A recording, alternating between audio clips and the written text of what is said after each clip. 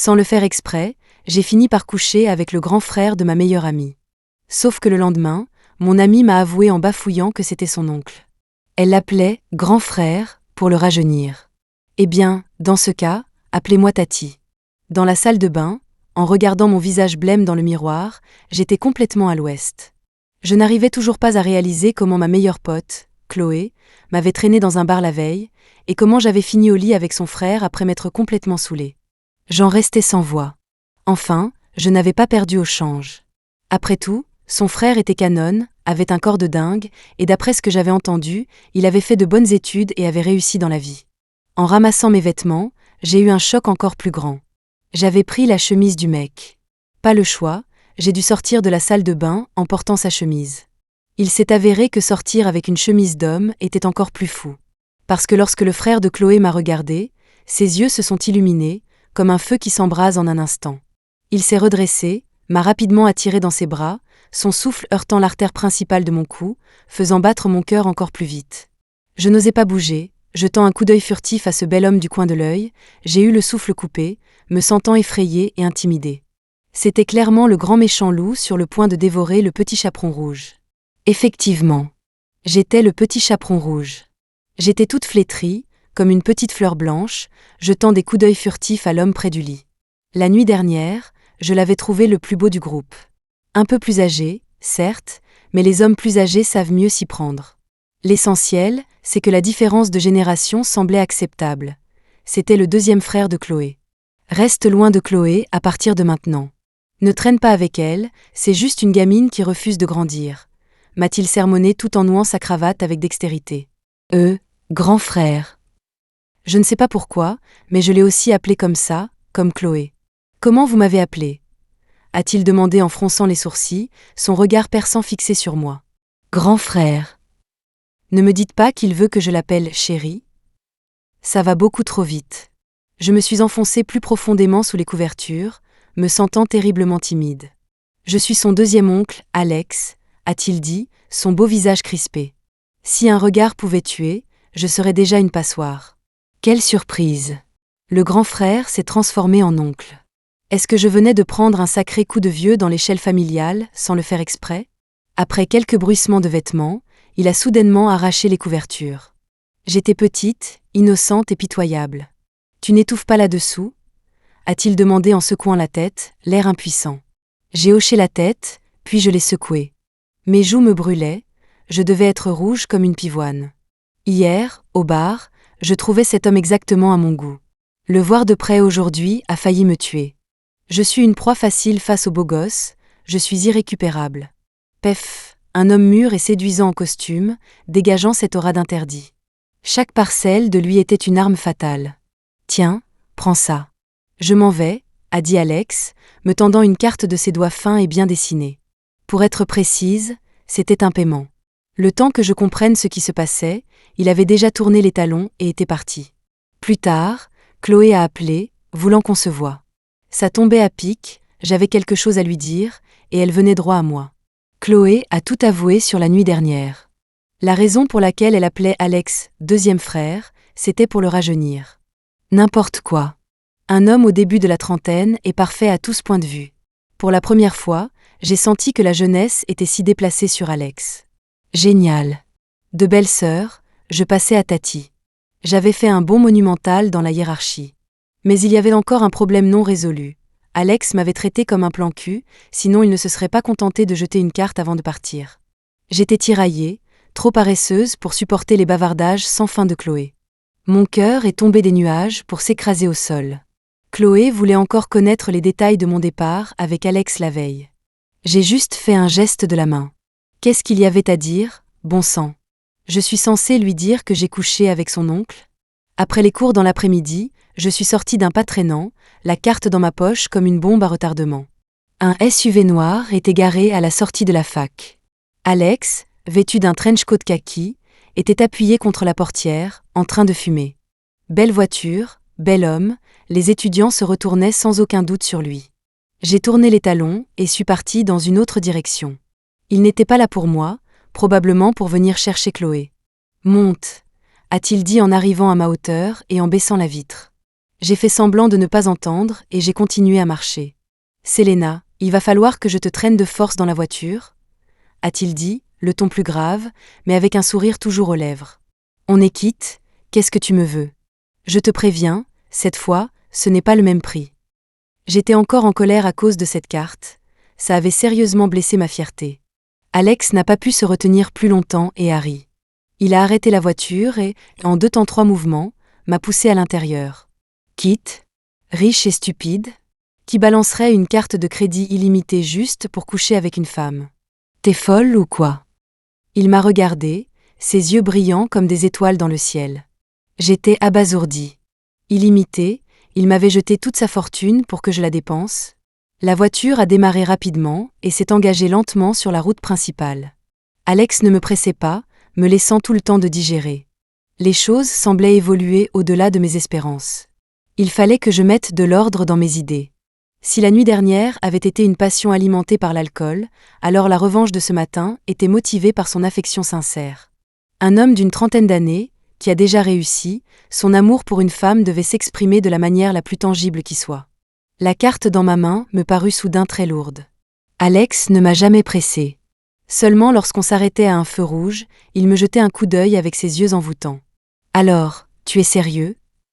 L'accélérateur s'est clairement un peu relâché, l'homme semblait mécontent de mes paroles. « Ouais. » Une réponse concise, anéantissant toutes les répliques que j'avais préparées pour prendre mes distances. Aucune panique, au contraire, il y avait une sensation douce et indescriptible dans mon cœur. C'est trop. L'oncle de ma meilleure amie veut vraiment être avec moi. C'en est fini de moi, c'en est fini de moi. Cette promotion sociale est trop rapide, je n'arrive pas à l'accepter. Quoi, petite coquine, tu me séduis et maintenant tu ne veux pas assumer tes responsabilités. Alex a entendu la pointe de curiosité dans ma voix et a répondu avec un léger sourire. Comme je ne lui répondais pas immédiatement, son expression a commencé à changer. Ma petite, laisse-moi te rafraîchir la mémoire. Je ne suis pas comme ces mecs de la fac avec qui tu t'amuses. La voiture a tourné en direction du commissariat de police.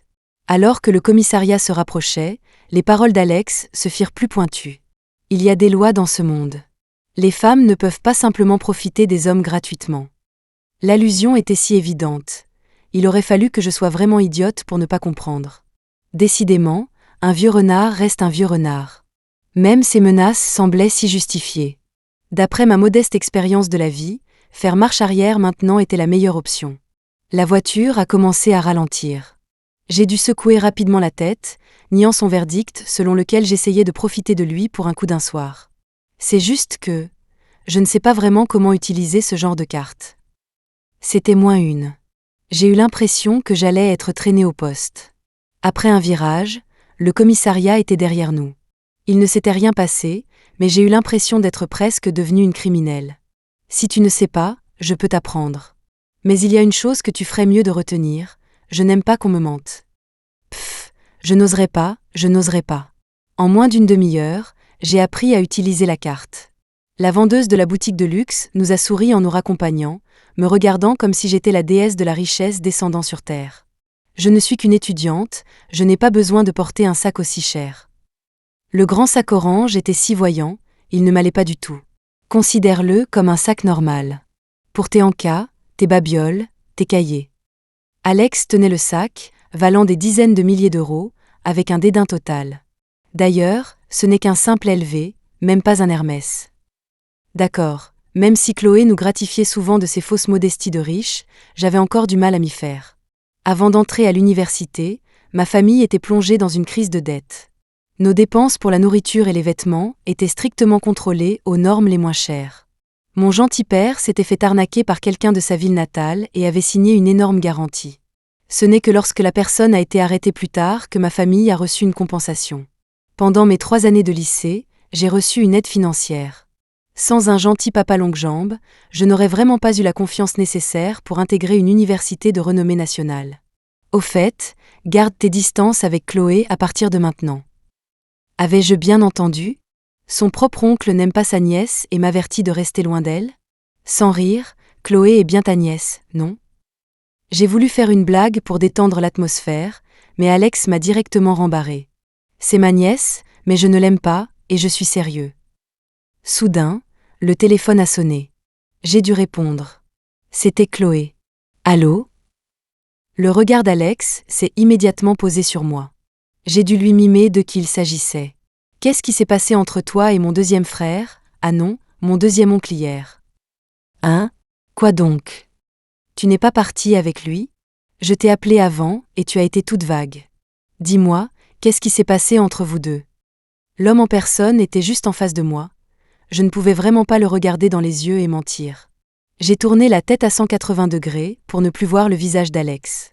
Qu'est-ce qui aurait pu se passer ? Il m'a ramené à la maison, et puis mes parents m'ont sermonné. J'avais trop honte pour te le dire. Pef, un pieux mensonge ne compte pas comme un mensonge. Oh, c'est nul. Alors tu n'as probablement pas vu. Chloé a immédiatement semblé très pleine de regrets, sa voix mécontente parvenant au téléphone. J'ai entendu dire que mon oncle avait pris une chambre avec quelqu'un hier. Dommage que le directeur du hall soit son pote de lycée et qu'il n'ait pas voulu me dire qui était la femme. Oula! Elle essaie de prendre quelqu'un en flagrant délit ? J'ai paniqué sur le champ. Vraiment ? C'est dommage. Voyant qu'elle ne pouvait obtenir aucune information de moi, Chloé a commencé à marmonner pour elle-même, spéculant sans fin. Je l'ai expédiée en disant que j'étais occupée, mais elle ne voulait tout simplement pas raccrocher. Selena, je ne me souviens pas que tu aies fait des études de théâtre. Comment se fait-il que tu sois si douée pour les répliques ? L'homme s'est penché, son aura sexy empreinte d'une pointe de froideur. C'était comme une rafale d'air froid, me glaçant instantanément. 5 secondes plus tard, mon monde a complètement explosé. Soyons honnêtes, il y a tellement de mecs mignons au bar. C'était une bonne idée de partir avec toi. La prochaine fois que tu trouves de bons partis, pense à me faire un plan. Chloé, cette grande gueule, m'a instantanément vendue. L'homme à côté du téléphone a entendu chaque mot que sa nièce a dit. Sa grande main a soudainement attrapé mon téléphone. Chloé, reste loin de Selena à partir de maintenant. Elle est prise. L'appel a été interrompu de force. À part un vague putain. Je n'ai rien entendu d'autre. Bien, Selena. On dirait que je vais devoir apprendre à te connaître un peu mieux. Le coin de la bouche d'Alex s'est contracté, les veines de la main tenant le sac se sont légèrement gonflées. Merde, je crois que je me suis fourrée dans de beaux draps. Après une bonne semaine d'éducation sur le thème « Reste loin de ta nièce », Alex a enfin commencé à aborder des sujets normaux avec moi.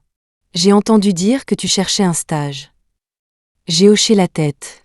C'était le début de la dernière année de licence, et beaucoup de gens commençaient à se préparer pour les stages. Contrairement à d'autres membres de la génération Z, j'avais vraiment hâte d'entrer dans la vie active. L'armée des candidats au master était déjà énorme. Ils n'avaient pas besoin d'un soldat de plus comme moi. Je n'allais pas suivre le mouvement. Tu as déjà choisi une boîte ? Il y a 2 entreprises auxquelles j'aimerais vraiment postuler, mais j'ai peur de ne pas être prise. Où ça ? Dis-moi.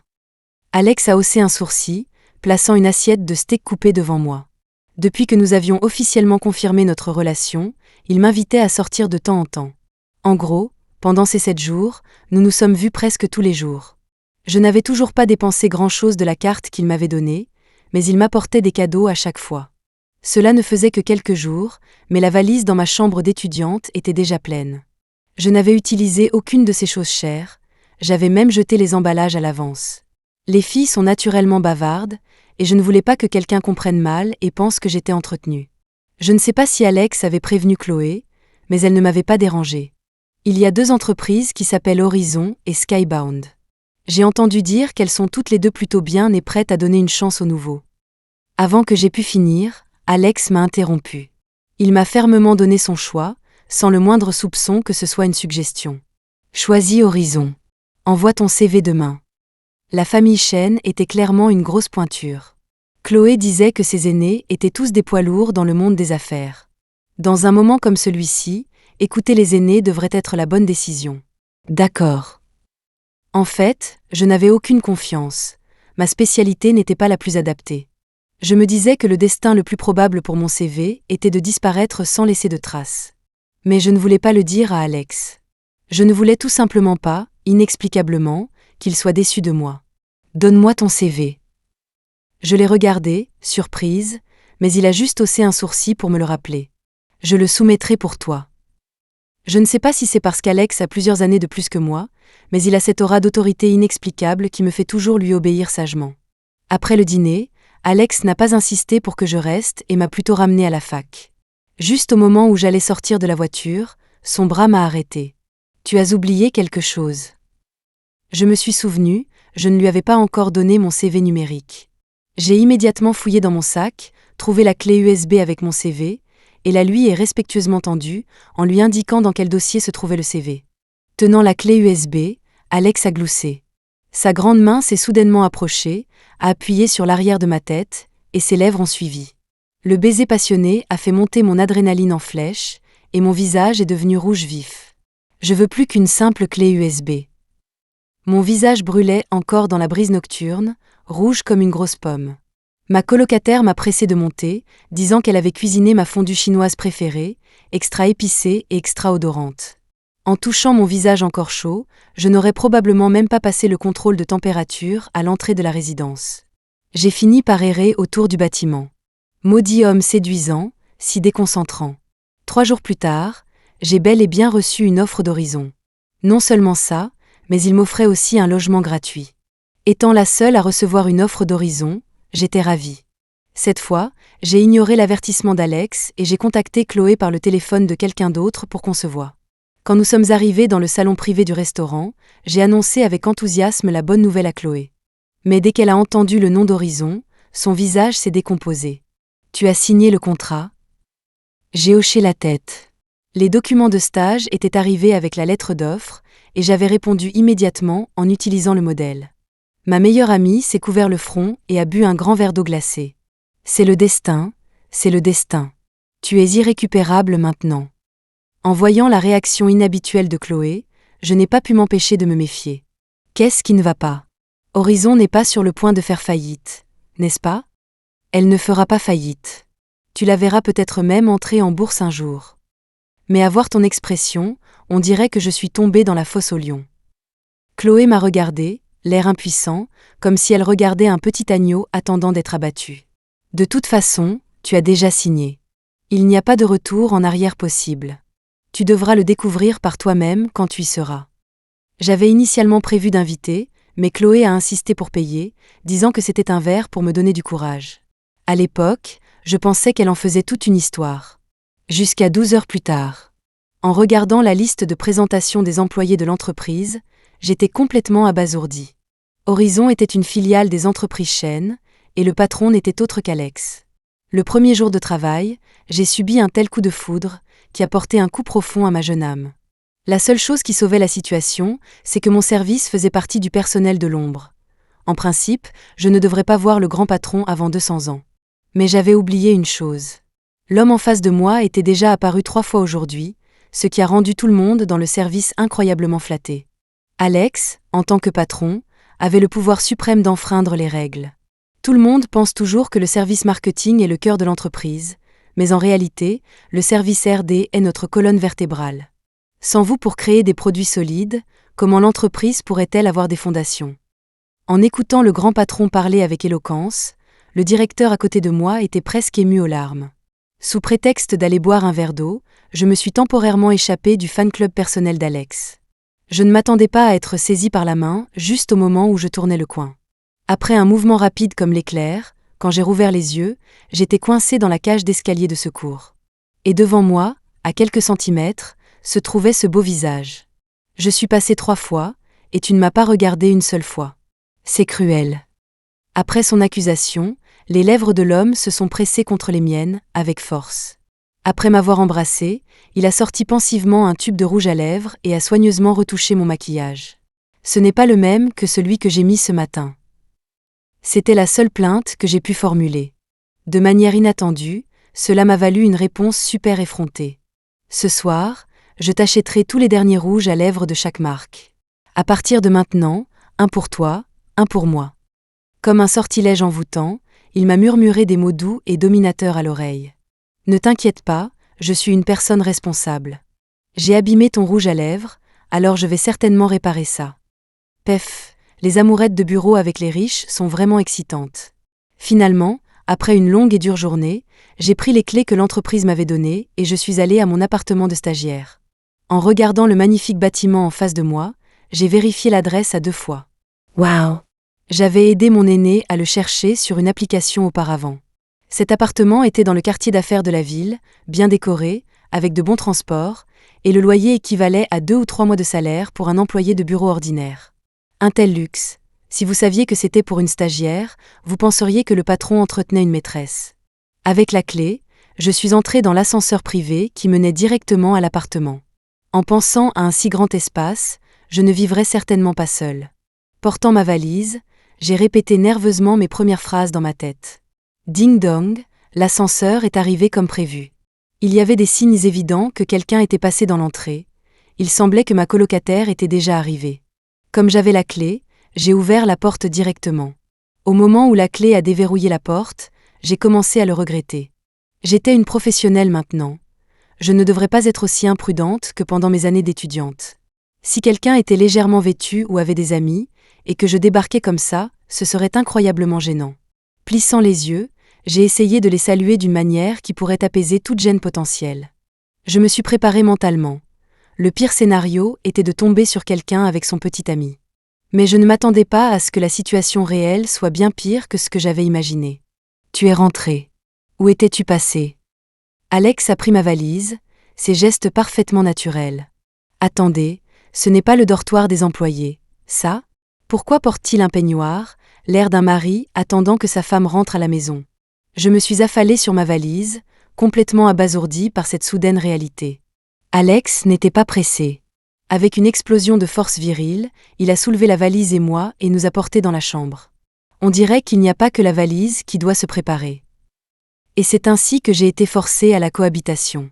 Bientôt, j'ai appris une leçon. On dit qu'un lapin rusé a 3 terriers. Apparemment, Alex avait plus que des maisons. Peut-être aussi des femmes.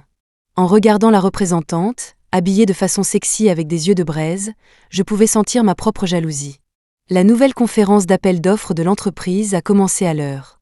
Alex, l'air pimpant, se tenait à côté de la PDG de l'entreprise concurrente, et ils avaient l'air étonnamment bien assortis. Au banquet, tout le monde a commencé à chuchoter. Toutes sortes de rumeurs circulaient. J'ai un ami qui travaille au manoir de la famille Chen. J'ai entendu dire que le patron n'est pas beaucoup rentré ces 2 derniers mois. On dirait qu'il a une petite amie. J'ai entendu ça aussi. Apparemment, le patron a emménagé dans les appartements de Bayview. Quelqu'un l'a même vu faire du jogging dans le parc là-bas. En y pensant, la PDG n'est-elle pas venue à l'entreprise pour des discussions de partenariat à cette époque ? Oh mon Dieu, ils ont à peu près le même âge, ils vont super bien ensemble. En soupesant l'assiette dans ma main, il semblait qu'elle pouvait encore contenir beaucoup de nourriture. Malheureusement, j'avais perdu l'appétit. Le banquet a continué, et la discussion sur Alex s'est approfondie. Ils ont unanimement conclu qu'Alex avait définitivement une petite amie. Sous les projecteurs, j'ai regardé le couple apparemment bien assorti, me sentant de plus en plus amère. Au début, dans l'entreprise, j'avais aussi vécu plusieurs moments de petites romances tacites. La veille au soir, si je mentionnais un type de thé de l'après-midi que j'aimais, l'entreprise l'organisait le lendemain. Si je marmonnais simplement vouloir aller jouer à la campagne, il y avait immédiatement une activité de team building correspondante. Le patron, qui ne dînait presque jamais avec les employés, organisait aussi délibérément des tirages au sort puis sélectionnait précisément notre service. Quand il portait un toast à travers la foule, ses yeux me trouvaient toujours avec précision. Ces petites joies secrètes et ambiguës m'ont procuré une douceur pendant un bon moment. Le cœur d'une jeune fille est si facilement satisfait. Si tu m'aimes et que tu es bon avec moi, c'est suffisant. Que ce soit vivre dans un appartement haut de gamme ou dans un logement à bas loyer éloigné, je ne m'en souciais pas vraiment. Tout comme la note que Papa Longue-Jambe m'avait donnée, étudie bien, ne pense pas à autre chose. Le jour où tu devras vraiment apparaître en public ne sera pas celui où tu accepteras la charité, ce ne sera que ton propre moment de gloire. Le court texte contenait une énergie énorme. Il m'avait donné non seulement de l'argent, mais aussi une réelle confiance et un vrai respect. Depuis que je m'étais mise avec Alex, j'avais essayé de me renseigner sur mon Papa Longue-Jambe, mais malheureusement, je n'avais rien trouvé. Ne te prends pas la tête. Tu es là où tu es aujourd'hui grâce à ta propre persévérance. Chaque fois qu'Alex me voyait me perdre dans mes pensées, il venait me réconforter. Alex, étant dans une position élevée, ne comprenait pas que ne pas pouvoir remercier mon bienfaiteur en personne serait le plus grand regret de ma vie. À ce moment, en regardant l'apparence triomphante d'Alex, je sentais de plus en plus que nos mondes étaient si éloignés. Je pouvais être amie avec Chloé, mais je n'oserais même pas penser à être avec Alex. L'atmosphère dans la salle me mettait de plus en plus mal à l'aise. Par coïncidence, le téléphone a sonné, me donnant une excuse pour m'échapper temporairement. « Selena, tu es libre demain ?»« Qu'est-ce qui ne va pas, maman ?»« C'est ta tante, elle veut te présenter quelqu'un. » Avant que ma mère ait pu finir, le téléphone a été arraché. « Selena, c'est ta tante. Écoute ta tante, ce type est vraiment bien, tu ne peux pas encore rater ça. » Depuis que la situation de ma famille s'était améliorée, les parents qui ne voulaient plus nous fréquenter avaient tous refait surface. Ma tante était la première. À l'époque où j'allais à l'université, ma tante avait été la première à s'y opposer. Elle prônait que je me marie et disait même qu'elle avait plusieurs bons partis. Plus tard, nous avons découvert qu'il s'agissait de nouveaux riches de bas étage qui voulaient épouser une étudiante pour perpétuer leur lignée. Mon père était si en colère qu'il a grondé ma tante. Ce n'est que lorsque ma famille est redevenue aisée que ma tante est venue s'excuser. J'étais sur le point de refuser par habitude, mais ma mère a repris le téléphone. « Selena, cette personne est vraiment bien cette fois. Pourquoi ne le rencontrerais-tu pas ? Ma mère n'est pas quelqu'un de rancunier, et elle ne plaisanterait pas avec mon mariage. » J'ai levé les yeux et j'ai jeté un coup d'œil au banquet animé. Bien que séparés seulement par une porte, cela semblait être deux mondes différents. Vivre avec et sortir avec le patron de mon entreprise, si je le disais à quelqu'un, on me prendrait pour une folle, non ? Si j'ajoutais que cette personne était l'oncle de mon ami, on se moquerait encore plus de moi. J'ai soupiré silencieusement dans mon cœur. Je savais que je devais être plus terre à accent grave terre. D'accord. J'ai répondu à ma mère avec un sourire ironique, puis j'ai quitté la salle de manière décisive. Après avoir raccroché, je suis rentrée directement à ma chambre d'étudiante. Pourquoi es-tu revenue ? Ta boîte de stage n'a pas de logement ? Tu t'es disputée avec ta colocataire ? Attends, tu ne t'es pas fait virer, j'espère ? Ma colocataire s'est transformée en reine des commères, fouinant sans relâche. J'étais de plus en plus agacée et je n'en pouvais plus. Je voulais contacter Chloé, mais j'avais peur qu'elle le dise à Alex. Finalement, j'ai pris un taxi pour rentrer chez moi. Heureusement, les vêtements que je portais au banquet n'étaient qu'un tailleur normal, donc mes parents ne se sont doutés de rien.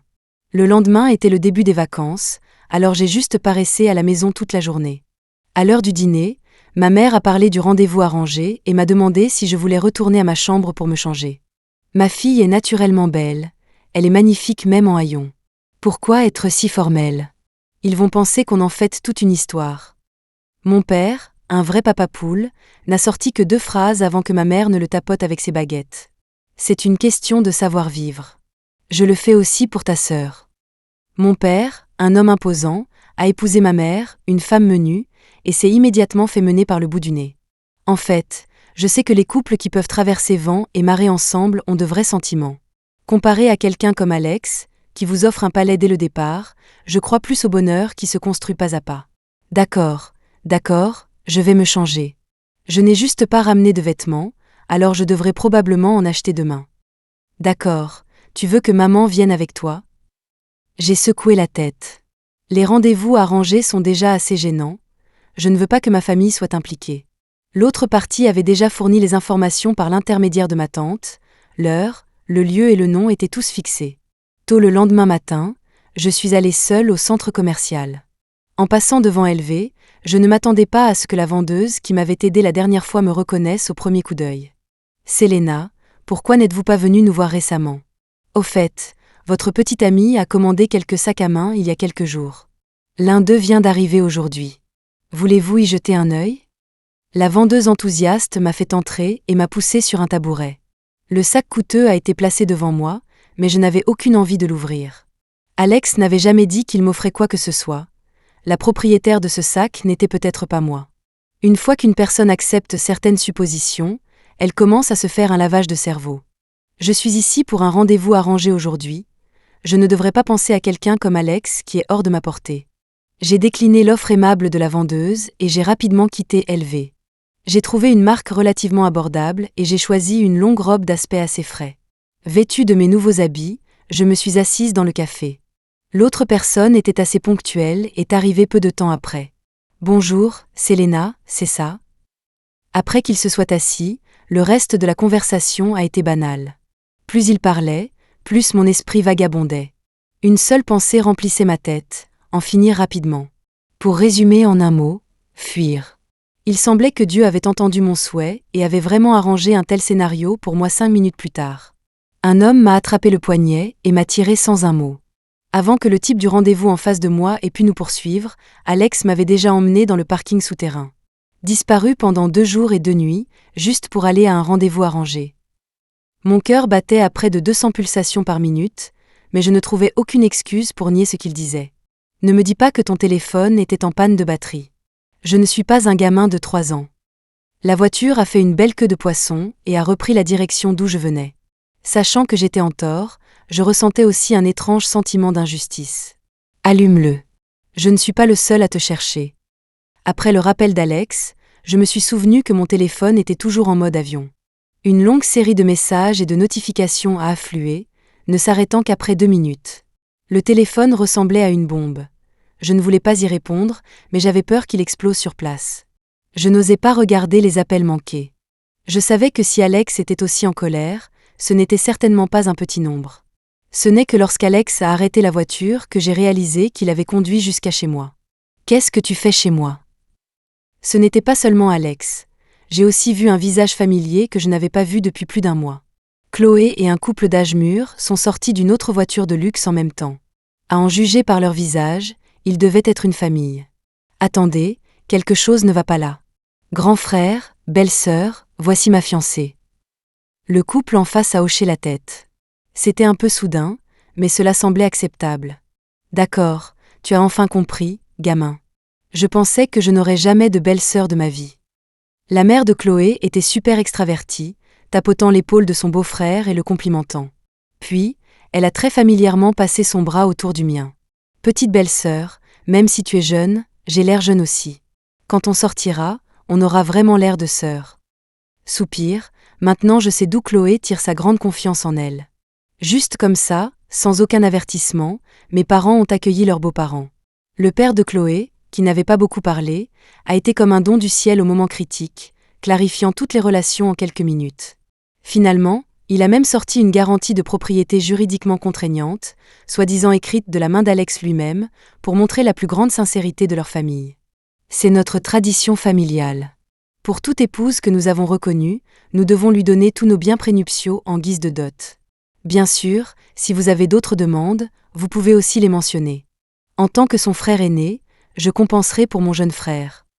Mes parents, qui ne menaient une belle vie que depuis 2 ans, étaient clairement complètement abasourdis à ce moment. J'ai dû prendre l'accord de mariage et le lire moi-même d'abord.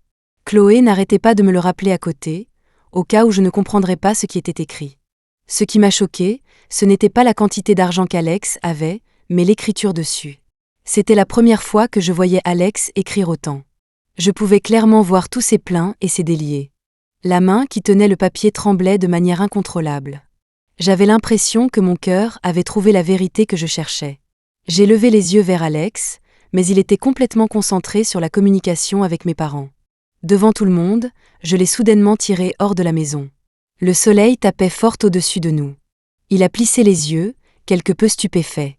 Incapable de contenir mon excitation plus longtemps, j'ai posé la question. C'était toi qui me parrainais à l'époque.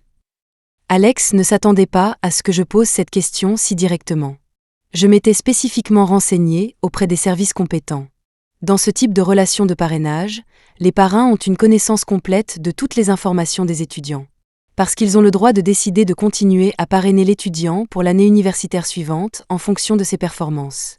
Il y a même des cas extrêmes où ils demanderaient à l'école d'envoyer par courrier les prix sur le menu pour vérifier si l'étudiant falsifiait les comptes. Mais mon parrain n'a jamais fait une telle demande. Au lieu de cela, j'envoyais constamment mes bulletins de notes, mes certificats de récompense et des photos de moi recevant des prix lors de compétitions scolaires. Alex est resté silencieux, semblant un peu timide. À ce moment-là, je n'ai pas pu m'empêcher de sourire. Je ne peux pas t'épouser, car mon cœur appartient déjà à quelqu'un d'autre. J'aime cette personne depuis de nombreuses années, et je ne peux pas l'oublier. Je lui ai tourné le dos, évitant délibérément le visage d'Alex, mon ton empreint d'une pointe de grief boudeur. Effectivement, quand il a entendu mes paroles, il a paniqué. « Qu'est-ce que tu veux dire par tu aimes quelqu'un ? Tu n'as même jamais été en couple. La seule personne que tu aies jamais dit admirer était un écrivain mort depuis plus d'1 siècle. » Dans sa hâte, Alex a révélé un secret que seul Papa Longue-Jambe et moi connaissions. « Je t'ai eu. » Bientôt, il a réalisé qu'il était tombé dans le panneau. Mais peu importait, car il ne savait pas qu'à partir du moment où j'ai découvert son identité, je ne le laisserais pas perdre. L'homme devant moi m'avait donné la chance de changer mon destin. Je devais lui offrir un cadeau de remerciement vraiment unique. Dans la pièce, maman et papa étaient encore un peu hébétés. C'est trop soudain. Nous devrions sortir et demander l'avis des enfants. Mon père a été le premier à sortir. Au moment où il a vu la scène devant lui, il s'est immédiatement transformé en bouclier humain, repoussant à l'intérieur tous ceux qui n'étaient pas encore partis. J'avais déjà attrapé la colère dans les yeux de mon père du coin de l'œil, mais je ne pouvais que m'excuser silencieusement dans mon cœur. Qui m'a demandé d'embrasser Alex devant lui. Pauvre papa, ta fille est indigne. Je ne peux que te dédommager avec un bon gendre. Épilogue d'Alex. C'est une tradition dans notre famille depuis toujours qu'après l'âge adulte, nous devons utiliser nos propres revenus pour faire des œuvres de charité. Influencé par mon frère aîné marié qui a des enfants, j'ai tourné mon attention vers le secteur de l'éducation lié aux enfants. Parce que je détestais la scène des médias me pourchassant pour des interviews, j'ai choisi de faire le bien sans chercher la reconnaissance. La première fois que j'ai reçu une lettre de cet enfant parrainé, je ne l'ai pas lue. Ce n'était rien de plus que des remerciements ou une demande timide. Parmi les 12 enfants que j'avais parrainés, j'avais déjà vu toutes sortes de retours. Au début, j'écrivais aussi des mots d'encouragement, et j'avais même laissé ma carte de visite. Mes parents sont décédés quand j'avais 5 ans, donc je n'ai pas connu beaucoup de chaleur familiale et j'ai développé une personnalité quelque peu froide dès mon plus jeune âge. J'ai commencé à apprendre les affaires avec mon frère aîné à 15 ans, donc j'avais déjà percé à jour le cœur des gens. Je pensais au départ que les jeunes enfants avaient encore une certaine simplicité, mais être manipulé par quelqu'un que j'avais personnellement aidé était vraiment désagréable. Le parrainage a continué, mais j'avais déjà commencé à garder délibérément mes distances. Jusqu'à cet hiver, j'ai reçu un colis très étrange de l'agence d'aide. Alex, l'étudiante, a coupé ça elle-même. C'est un gage de reconnaissance de l'enfant, nous ne pouvions pas refuser.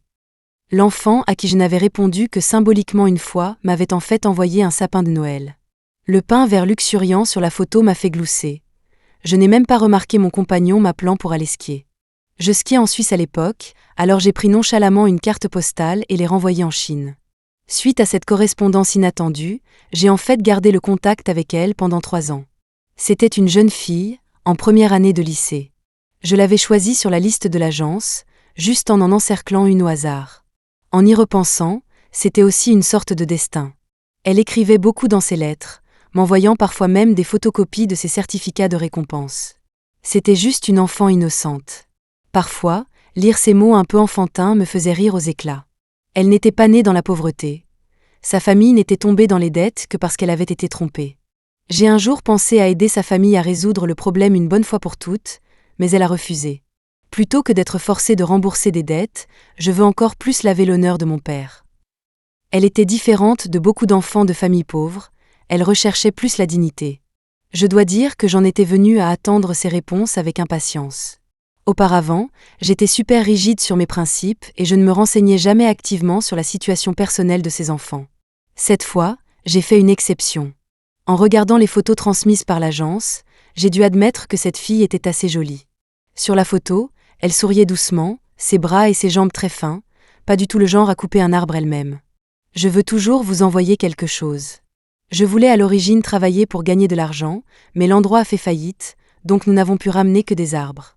Le dos de la lettre que vous avez envoyée la dernière fois avait des décorations de Noël, alors j'ai senti que vous fêtiez Noël. J'ai décoré cet arbre moi-même, j'espère que vous l'aimerez. C'était la première lettre d'elle que j'ai ouverte, expliquant en détail l'origine du sapin de Noël. Dans les détails subtils, elle m'a vraiment émue. Après l'avoir parrainée pendant 3 ans, elle a réussi à entrer dans mon ancienne université.